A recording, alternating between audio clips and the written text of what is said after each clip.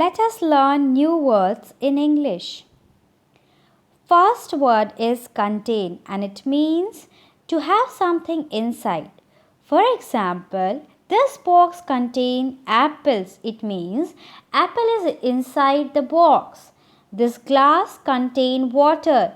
Water is inside the glass. Next word is defend. Meaning of defend is to protect something or someone. For example, I will defend my best friend or I will protect my best friend.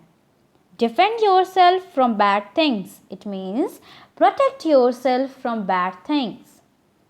Next word is promote and it means to increase something or someone.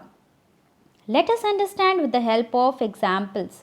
Sarah is promoted to the next class. It means Sarah is increased or Sarah's class is increased. It means if she is in the grade 3rd, now she is promoted to the grade 4th.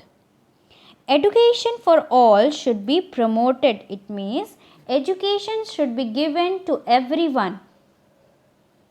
Next word is hurry and it means to move or go quickly. When someone is in hurry, it means someone is moving quickly or someone who doesn't have time.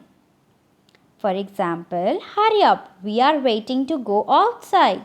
It means do something fast, we are waiting to go outside.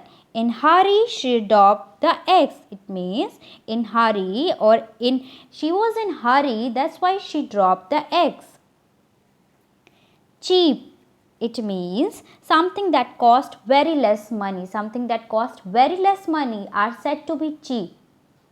For example, this car was cheap enough for him to buy.